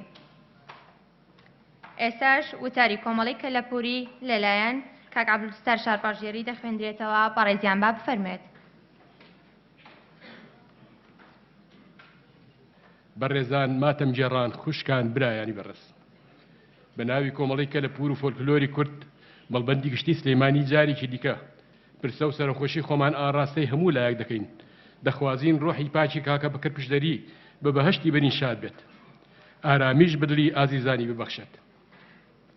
بەڕێزان کاکە ئەبوبەکر ئەحمەد قادر ناسراوە بە بەکر پشدەری لە بەرواری دەی 1961 لە دەڤەر ڕەنگینەکەی پشدەر لە خێزانێکی نیشتمان پەروەر چاوی بەژیان هەڵهێناوە نزیکەی 40 ساڵی تەمەنی خۆی وەک ڕێبوارێکی ماندوو ناسی دنیای ئەدەب و شعر بەسەر بردووە تا لە بەرەبەیانی حەڤەی 4 2019 دڵە گەورەکەی کاکە بەکر لە لێدار کەوت و بۆ هەتایە چاوی لێک ناو بەجێهێشتین. خوارێ خۆش بوو ئەندامێکی چالاکی کۆمەڵەکەمان کۆمەڵی کەلەپور و فۆلکلۆری کورد بوو هەڵگری پێناسەی ژمارە 107 کۆمەڵەکەمان بوو کە لە بەرواری 25 2011 شەرەفی ئەندامێتی کارای پێبەخشرا لەم کۆمەڵی ئێمە. زۆر چالاکانە و دڵسۆزانە هاوبەشی هەموو ئەو بۆن و ئاهەنگانی دەکرد کە کۆمەڵی کەلەپور بەڕێوەی دەبرد بە تایبەتی لە جژنی نەورۆزدا کە ساڵانە لە 23دا ئەنجام دەدرێت. بە خوێندنەوەی شێعری تایبەت بە جژنی نەورۆز و وەجگە لەوەی کە بەردەوام بابەتە شعری و ئەدەبیەکانی خۆی لە گۆڤاری کەلەپور و ساڵنامەی گڕی نەورۆزدا بڵاو دەکردەوە. خوارێ خۆش بوو وەکو وتمان لە 15/11/1961 لە ناحیەی هێرۆلای بوو و کۆمەڵەکەی ئێمەش لە 15/11/1991 دامەزراوە. بۆیە هەموو جارێک خوارێ خۆش بوو دەیوت زۆر شادمانم بەوەی کە ڕۆژی لەدایک بوونم و ڕۆژی دامەزراندنی کۆمەڵی کەلەپور و فۆلکلۆری کورد هەمان مێژووە و لە هەمان یادا من لەو ڕۆژەدا یاد دەکەمەوە. کاکە بەکر پشدەری شاعیر و نووسەر لە ماوەی تەمەنی ئەدەبی خۆیدا زیاتر لە 13 بەرهەمی چاپکرا و یان بە سیدی تۆمارکراوی هەیە. یەکەم دیوانی چواری نەشعرەکەی کە بە ناوی دەنگەکان بوو و دووهەمینیشیان بە ناوی کۆدی خوداپەرستی سەر ڕای بواری شعر خوارێ خۆشبوو دەیان پێشێکی کتێب و خوێندنەوەی کتێبی بۆ نووسەران و شاعیرانی هاوڕێی نووسیوە. لە بواری شعریشدا زۆر لێ هاتوانە ئەسپی خۆی تاودا و مەلەوانێکی بەتوانا بوو لە ناو شەپۆلەکانی دنیای شعردا. ڕێبازی شعری کاکە بەکر جیاواز بوو لە جیهانی هاودەمەکانی خۆی شعرەکانی تێکەڵەیەک بوون لە شعری کلاسیک و شعری نوێ چونکە لە ڕووی کێش و سەرواوە کلاسیکانە جارجار دەینووسی بەڵام لە ڕووی وشەسازی و وێنەی شعری و ناوەڕۆکەوە هاودەمیانە هەنگاوی دەنا. زۆر جاریش دەچوە بواری فەلسەفەوە هەمیشە حەزی بۆ وردەکاری هەبوو لە بواری شعردا. پشدەری شاعیر لە هەموو ڕۆکانەوە لە دەرگای شعری دەدا بواری سیاسی و نیشتیمانی سروشتی کوردستان ئەوین و عەشق کۆمەڵایەتی تەسەوف و خوداپەرستی هەروەها شعر بۆ منداڵان. سەرەڕای شعری لیریک کە دەیان شعری لەلایەن هونەرمەندانە و کراونەتە گۆرانی و ڕەنگە لەم وتە کوردەتا نەتوانین باز لە هەموو چالاکیەکانی کۆچکردوو بکەین هەر ئەوەندە بەسە بڵێن کاکە بەکر یەکێک بوو لە لوتکەبەرزەکانی شعر شەپۆلێک بوو لە دەریای شعردا هەمیشە بەردەوام ڕانەدەوەستا و ڕنگێکی ئاڵتوونی پاییزی شعر بوو. شنەبای بەردەوامی ئەدەب بوو فێنکایەتی دەدایە ڕوحی عاشقانی شارەزاییکی زۆر باشی هەبوو لە بواری چواری نەشارەکانیدا. هەر ئەو چواری نانەش بوون کە باڵای شعری کاکە بەکر پشدەری باڵاتر کرد و خوالێ خۆشببوو کەسێکی نیشتیوان پەروەر ڕازگۆ لەگەڵ هاوڕێکانی بۆ وەفا لەگەڵ هەر کەسێک کە چاکەیەکی لەگەڵ ڵاو کردایە. کەلەپور و فۆلکلۆری کورد ئێستا وێنەی کاکە بەکریش لە تەک وێنەی کۆچکردوانی دیکەی کۆمەڵەکەماندا شوێنی شایستەی خۆی لەسەر دیواری کۆمەڵەکەمان گرتووە و هەمیشە لە بەرچاوی ئەندامانماندایە زیندووە و نامرێ ئەو بەڕۆ هەر لە لاخماندایە و وەکو وەفایەک بۆ کۆچ کرد و لە ژمارەی داهاتووی ساڵنامەی سلەیمانیدا پەڕەی یەکەمی ئەو گۆڤارە تەرخان کراوە بۆ شعر و ژیاننامەی کاکە بەکر پشدەری کە ڕۆژی 26 دەردەچێت. و دوایین کتێبی ئامادەکراوی بۆ چاپ کتێبێکی شعری منداڵان بوو کە من بە شانازیەوەڵم من وێنەکانیم بۆ کێشاوە بەڵام بەداخەوە چاوی بە چاپڵ نەهێناوە تا ئێستا ماوەتوانێ. و زۆر سپاسی هەموو لای بکەین بۆ ماندووبوونتان ئەرکتان کێشاوە و یەک وتەی تایبەتی خۆم هەیە من شانازی ئەەکەم کە یەکەم کەسم یەکەم شێوەکارم توانین پێشانگای تایبەت بە چوارینەکانی کاکە بەکر پشدەری بکەمەوە کە تابلۆکانی لەسەرەوە دانراون هەندێکی لە تابلۆکان چونکە تابلۆکان بەداخەوە 40 تابلۆ من وازانم 14 دانێمەوە زۆر سپاس دەکەم.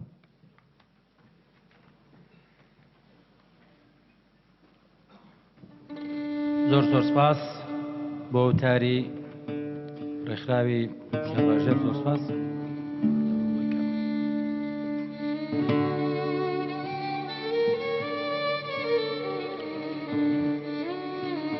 زۆر سپاس بۆ وتاری مامۆستا عەبدولستار شارباژێری.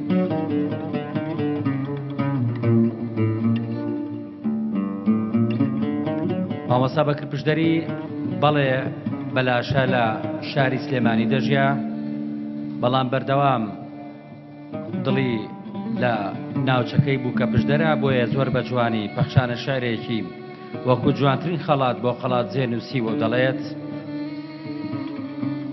دێمە وەلات خۆڵ و بەردی کەلاوە بێنازەکانت لە سەرسەری خۆمدا دەنێم لەگەڵ دوابەیەکی زامی شەهیدەکانتدا دەدوێم قەڵات جێکەم لە گەڕەکی کانی شێخە و پشتی قەڵات چەشنی داینە کۆری پاشات کە تا ئەمڕۆژ سەدان ساڵە هەر لە دەرگای مێژوو ئەدات دەست لە قاچەکانت ئەدەم لە مەیدانی دارەکانی مام قاسم هەڵدەستمەوە و ئامێ سوەردێنم لە باڵات ئای کە چەند منداڵ دەبمەوە و چەند ساتێک ئارامیم بۆ دێ کە دەبینم ئاژێری زانکۆ لێ دەدات هەستم وایە تاموبۆنی کەبابەکەی وەستا عەلی و نانەواکەی یا حەلیم و ترۆزیەکەی خاڵە باس و ناوساجیەکەی پورە ڕەیحانت لێ دێ بە قابلەما بۆ گازینۆ ڕازاوەکەی خاڵە سەید وەسیمی دەبات چاوم لێیە مینە و فاتەش لە قسەی خۆیان نەکەوتون وا دەزانم ئەو دەنگە ئەوان بن لە داڵانی مزگەوتە گەورەکەی تۆدا لێی پاڵکەوتون خەڵات جێکەم دێمە وەلات ماچێکی جووتکانیان دەکەم بە هاتنەوەم دەبینی چۆن سێبەری دارەبەنێکی خەندیلەکەم بۆ جەستت کردووە بە کاڵات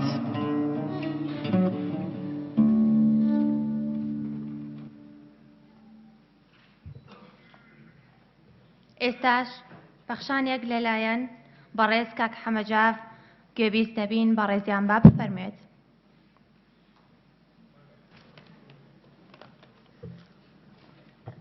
ئێوارەتان باش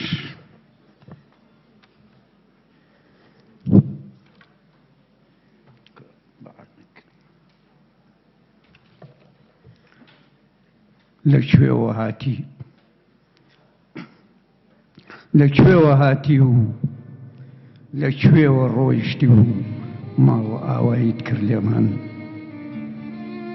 بەکر چیت کرد پێمان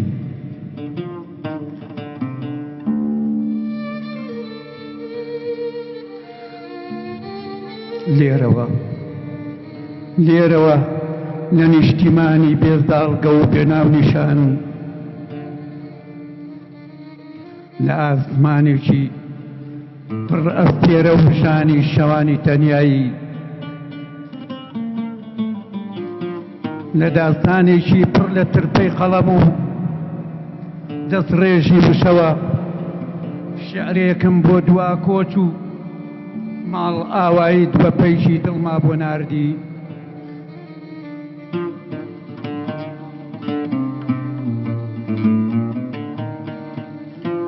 لێرەوەش شنە بە شیبای نەرمی پرچە شنە بە شیبای نەرمی پرچە ڕەشماڵیەکانی کانی زێن و ئیمام قاسمە و مەراسادی دەهۆنمەوە و لەوێوە هاتی و لێرەوە ڕۆیشتی چاوم لێوە و بەنێو کۆڵانەکانی کۆختە قوڕینەکانی بەرقەڵای شار و چوار گوڵۆپ و جووتکانیان و مەیدانی مەنگوڕاندا ڕەتبووی تو هاوارە دەکرد یاڵڵا پاکەت پسچیتی دەوڵ کورسی نعنا پێنج معانێت گەورم ئاوا ژیانت بەڕێ کرد ئاوا ژیانت بنێو وا گۆنی جگەرێژی سۆمەر و بەغدادا بەڕێ کرد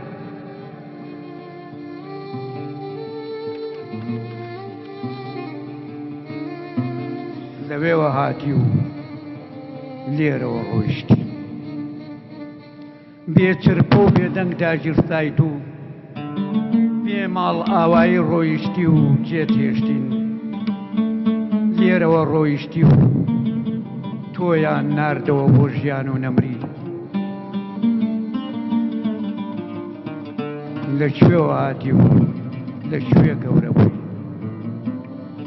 گەورەوە خۆت مەزن وەک شعر هەر لێرەش چۆکت بە مردن دادا و لەگەڵ چوارینی شعرەکان تا بە کۆڵانی دەنگەکان تا هاتێ خوار و بێدەنگ داگیرسایت لە سێبەری پرچەکان تا بەهەشتی عیشقێکت بۆ زێر و گڕ بە باوە گوڕگوڕی کەرکووک و شعریشت کردە دڵ و قوستی کوردستانیەتی ناخی سپی دوا تابلۆی بیری هەڵۆ ئاساتەوە هەڵمەتت بردە سەر لوتکە و شعرت بە کۆدی خواپەرستی ناسان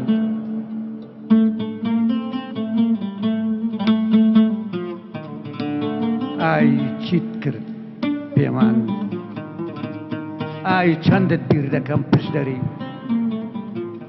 لەوێوە هاتی و لێرەوە تۆیان ناردەوە بۆ ژیان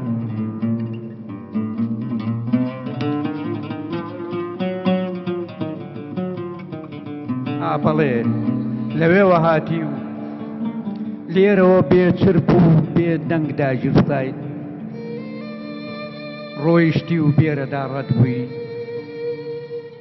لێرەوە ڕۆیشتی و بەسەر باڵی سێبەری پرچەکان تا گوێچێ ئەشکی یاد و تحفەیەک لە زەردەخەنەی وشەکانت گەیاندە دڵی هێرۆ لێرەوە ڕۆیشتی و قژی ماش و برنجی و شەت کردە ڕەشماڵی فرمێسک و گەرمیان و کوێستانی سەرەتای نیهایەتێکی بێکۆتایی ئەو ژنەی تەوار ئاسا لە لووتکەی شارەکانتەوە هیوای گەڕاندەوە مەملەکەتی ئاو بەکرجاران مێزی گەرمی پشدەرێ بووی بەکرجاران مێزی گەرمی پشدەرێ بووی بۆ ڕاپەڕینی قەڵاو بۆ پێشمەرگەکانی بەراسۆس و نوایەکیش بۆ گەریلاکانی قەندیل کەژانی شعریش دەیگرتی نیشتیمانست دەخستە سەر باڵی پەپولە و خامەت دەکردەتە تەر و شعریش دەلیل لەوێ ئازادی مرۆڤ و لێرە ژیان و سەربەخۆیی خەونی گەورەی پشدەری بوو ئەو مرۆڤەی هەتا ژیا لەسەر جەم نیعمەت و خۆشی ئەو وڵاتە بێبەری بوو ئەو نیشتیمانەی کە جارانی هەمووان بوو هەواری عیشق و تەبایی و لانچی سروشت و جێژوان بوو ئێستا تابوتی هەرێمی ڕەنگا و ڕەنجی سەفەری مەرجی من و تۆی پڕ غوربەت و خەم و ژانە دەبڵێ کەی ئەوە دەواری ئاسوودەی نیشتیمانە ئەو نیشتیمانەی کە ئاواش لە خولیام جیا نابێتەوە ئەو نیشتیمانەی کە ئاواش لە خولیام جیا نابێتەوە بەڵام بەکرد ئەو وڵاتە چیتر جێگای ئەشکی من و خەمی تۆی تیا نابێتەوە حەیف و ئەفسوس ئەو نیشتیمانەی کە جارانی هەمووان بوو ئەو وڵاتەی زێدی دەیان مرۆڤ و هەوێن و هەڵبەستی جوان بوو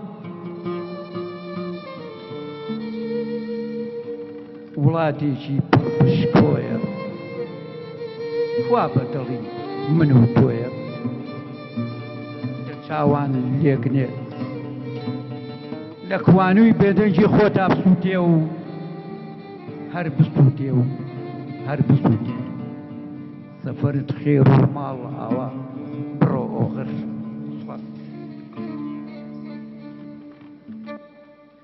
زۆر سپاس بۆ کاکە حەمەجاف بۆ پێشکەشکردنی و پارچە پەخشانە. ئێستاش داوا دەکەین کاگنامە و پێنجوێنی پێدێرە بۆ پێشکەشکردنی پارچە شیعرێک.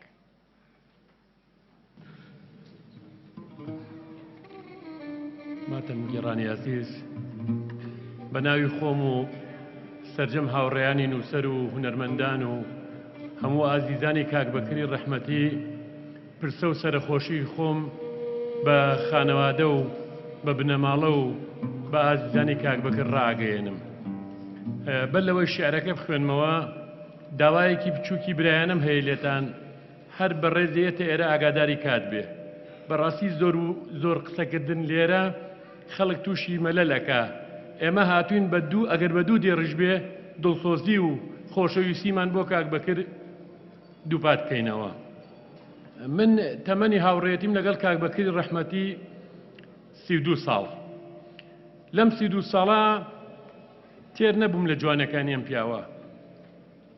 یعنی هەچێ بڵێم لێرە بۆ کاک بەکر ناگا بە بچووکترین وەفای برایەتی ڕەنگ بێ هەمووتانە و ڕاستێ بزانن کە پیاوێک بوو نیشتمان پەروەر، کە پیاوێک بوو مرۆڤ دۆست، کە پیاوێک بوو بەڕاستی قەڵەمەکەی بۆ خزمەتی کورد و کوردستان بوو. بەداخەوە ئێمە وەکو کورد هەتا ئەو ئازیزەمان لێنە ڕوانرخی و گەورەی نازانین. بۆیە داوایەکم لە حکومەتی هەرێم هەیە چیتر لەمە دووە زۆر بەجددی ئاور لە ژیانی پڕمەینەتی نووسەران و پڕ ئازاری هونەرمەندانی ئەم وڵاتە باتەوە. ئیتر لە خزمەتتان ئابم بۆ خوێندنەوەی شارەکە.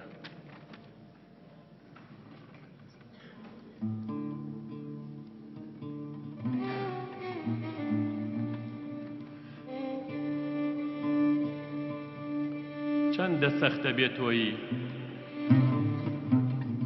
مردن ئەی تاڵترین سەفەر سەختترین ماڵاوایی بێدەنگ هاتیت قەڵمێکی جوانێ بردین سوێن بێ بەو خەندە شیرینەی لە لێوتەوە لێزمەی ئەکرد هەرچی خۆشی دڵمان هەبوو لەگەڵ خۆتا هەمووی و برد.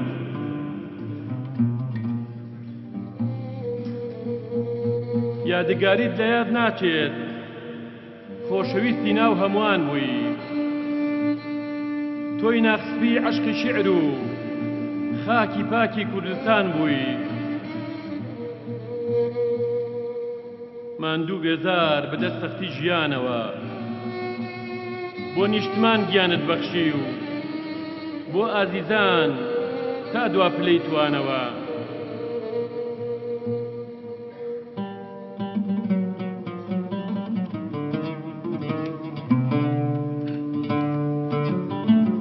مەرگ مۆڵەتی پێ نەدایت هیوا و خۆتگەی شیعرەکانت بکەی بە جوانترین دیوان وەکو جاران بە دڵخۆشی بیکەیتە دیاری هەمومان. سپاس بۆ هەموو لایەکتان.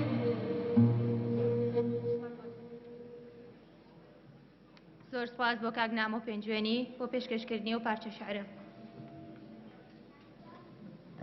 بەڕێزان کۆمەڵی بروسکەی ماتەمینیمان بەدەستگەشتوون لەبەر کەمی کات و زۆری بروسکەکان تەنها ئاماژە بە ناوی ئەو لایەنانە دەکەین کە بروسکەی ماتەمینیان ناردووە. بەڕێزان لقی 4 پارتی دموکراتی کوردستان، لقی 11 پارتی دموکراتی کوردستان، لقی 12 پارتی دموکراتی کوردستان و لقی 21 پارتی دموکراتی کوردستان، لیژنەی ناوچەی ناوەندە ئاکادمیەکانی پارتی دموکراتی کوردستان، لیژنەی ڕۆژهەڵات و لیژنەی ناوچەی ڕۆژاوای پارتی دموکراتی کوردستان، ناوەندی ڕووناکبیری شارباژێر و لەلایەن یاد شەهید ئەیوب عەقید ڕوکن، ئەیوب محەممەد قادر عوزێری ئەم بروسکە ماتەمینی هاتووە. هەروەها بەڕێزان کاک بارزان حامید سەعید ئەندامی ئەنجومەنی پارێزگای سلێمانی بروسکەی ماتەمینیان ناردووە. زۆر سپاس بۆ هەموو لایەکیان. خۆشەویستان، ئێستا شوتاری بنەماڵەی کۆچکردو کاک بەکر پشدەری لەلایەن هەڵۆی کوڕیەوە پێشکەش دەکرێت. با بەڕێزیان بفەرمێ. میوانە بەڕێزەکان، کەس و کار و هاوڕێیانی ئازیزی بەکر پشدەری، باوک و هاوڕێ و نووسەر و ئەدەب دۆست و ڕۆشنبیران سڵاو. کە هەواڵی مەرجی بەکر پشدەری باوک و هاوڕێ و مامۆسام لە دەرگای دڵمانیدا دڵی شەعریش داچڵەکە. ئەم هەواڵە بروسکە بوو کانیایی فرمێسک و سۆزی شار و ماڵمانی لە تافی شەعردا تەقاندەوە. لە تاریکی ئەو هەموو خەمانەدا شاعیرانی کۆچکردو چرای پێشوازی مەرگ و ئەشک و خەمیان لە دڵی دڵماندا گیرسان، خەم و ئازارەکانیان ڕەواندینەوە. ئەو ئازار و خەم و فرمێسکەی بروسکە ئاسا ئێمەی تەزاند و دڵمانی پارچە پارچە کرد و دوژانێکی تر چووە سەر ئازارەکانی ترمان وەک باڵای برینی خەم و گەورەی باوکمان. پشدەر ئەی شار و لانکەی شەعری بەکر پشدەری، بگری و فرمێسێک ببارێنە وا شاعیرەکەت بوو بە ڕێبواری ڕێکە ژاڵی شەعر و محەممەد ئیبراهیمی وێنەگری شار. ئەی شاری شەعر و وەفا و خۆشەویستی، ئەی شاری نیشمانپەروەری قەڵازێداشی هەمووان. کۆبوونەوەی ئەو خەڵکە جوانە، کۆبوونەوەی ئەو هەموو نووسەر و ڕۆشنبیرەی کە لە هۆڵەکەدا دانیشتون، هەر هەمویان بۆ کۆچی گران و کۆچی ماڵ ئاوایی تۆی باوک و هاوڕێ و مامۆستا و شاعیر کۆبوونەتەوە. ئەما هەر هەمووی ڕهێمای ڕێزگرتن و خەمی گەورەیانە بۆ تۆ. باوکەی جان، لەو ڕۆژەوەی تۆ لەدایکبووی چاوانت لەو نیشتیمانە هەڵهێناوە، خاوەنی ورە و هەڵوێستی بەرزی نەتەوەی خۆت بوویت، خاوەنی پەیمانی وەفاداری خۆت بوویت، تا ئەو ڕۆژەی جێت هێشتین لەگەڵ ئەدەب و شەعردا بە گەورەی ژیایت و مردیت. چرایەک بوویت ڕووناکیت بۆ خوێنەرانت پەرش بووە، بە وشەی ڕازاوە خزمەتی بیری نەتەوەی و خاکی کوردستانت کرد. چرابووی بۆ ڕووناکی گەل و بەخشینی خزمەت و تێکۆشان لە سەنگەر و مەتەرێزی شەعر و هەڵوێستی بەرز و هەڵبەسی نیشتیماندا. تۆ هەڵ و ئاسا لە لووتکەدا گەورە بووی. کۆچ و مەڵئاوایی بە بارتەقای جوانی شعری بەرگریت بە ئازار بوو. تۆ بەڵێنی خۆت بەجێ گەیان بۆ شعر و نیشتیمان و خاک و نەتەوە خوازی ژیایت و مردی. تۆ چۆن ڕێچکەیەکی جیاوازی شعری بوویت، ئاواش قوتابخانە بوویت بۆ ئێمە، دەچاوان بە ئارامی لێک بنێ و وامی لە تەکات هاوڕێکانت بەڕێزەوە لێ دەڕوانن. ناوت لە تۆماری شعری مەزندا دەهێن و نیشتیمان بەرەو بنیاتی وڵاتی بەهێز هەنگاو دەنێت کە خواسی تۆ بوو نزیکە ئەو سەردەمە و دێتە دی. کۆداییدا وەک بنەماڵەی کۆچکردو سپاس و ڕێز و خۆشەویستی زۆری خۆمان پێشکەشی ئامادەبوان و خەمخۆران و هاوڕێیانی شاعیر دەکەین کە لەم ئازار و خەم و کۆستەدا هاوبەشمان بوون و ئێمە بە ئێوە سەربەرزین خەمی گەورە و پرسی کۆچکردووان لەگەڵ بەش کردین. سپاسی زۆر بۆ هەڵسوڕێنەران و ڕێخەرانی ئەم دیدارە و کەناڵی تەلەڤیزیۆنی سلێمانی کە بە پەرۆشەوە ئەم دیدارەیان ڕێخست و پێوەی ماندوو بوون. جارێکی تر سپاس و ستایشی زۆر بۆ هەموو خەمخۆرانی کۆچی ناوادەی شاعیر بەکر پشدەری و خەمخۆرانی ئەدەبی کوردی. زۆر سپاس.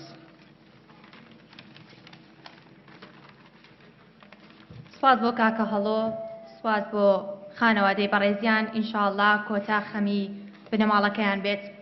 بەڕێزان، ئێستاش بە مەقامێکی کاکە کاروان نووری هونەرمەند کۆتایی بە مەراسیمی ئەمڕۆمان دێنین. سپاس گوزارین کە ئامادە بوون لەگەڵمان. سپاس گوزارین کە تا ئێستا لەگەڵمان بوون.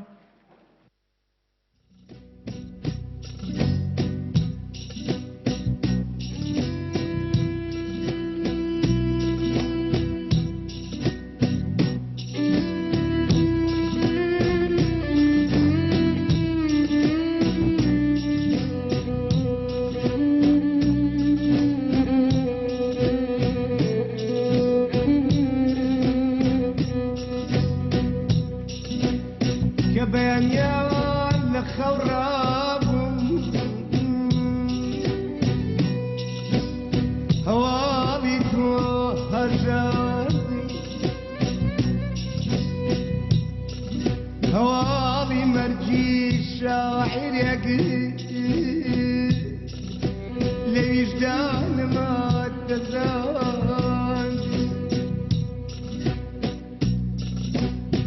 کە بەیانیان لە خەوڕابووم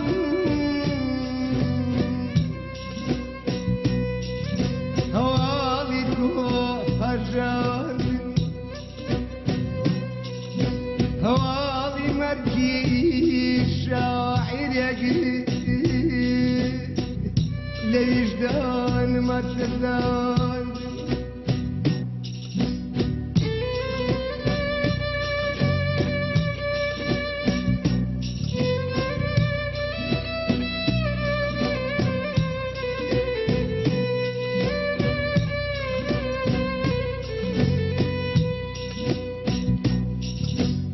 ئەو شاعیرەی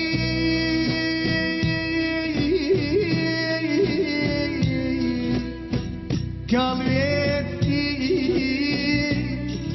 نەتەوەی و نیشتیمان بوو ئەو خامە خارەنەی کوا بۆ نووسینی ژیان دوار ئەو خامە خارەنەی کوا بۆ نووسینی جوان جوان بوو جوان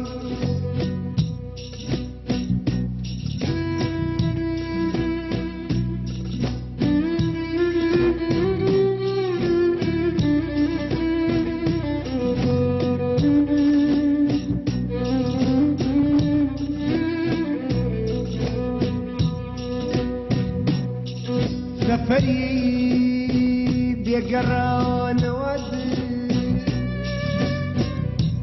خستنیەوە چەمیێشکەوە ڕەشماڵی غوربەتی ئەڵمەدە و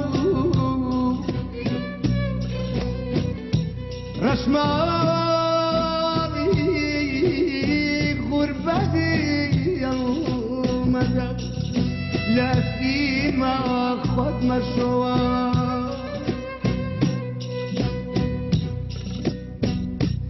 لە جێی ژوانی شەوداوە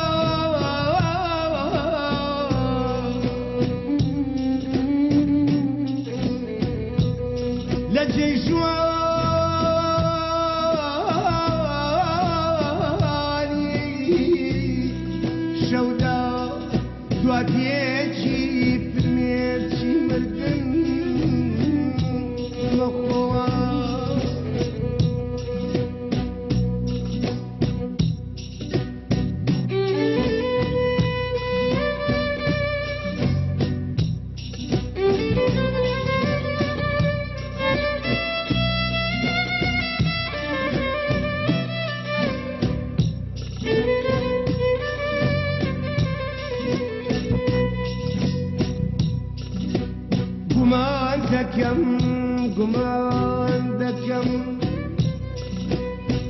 گومان دەکەم کە پشتەری مردن بیدادە ئەو خاکە چونکە دنیای شعر بێ ئەو چونکە دنیای شعر بێ ئەو بەڕاستی چۆ خەم ناکە بەڕاستی چۆ خەم ناکە پێم سەیرە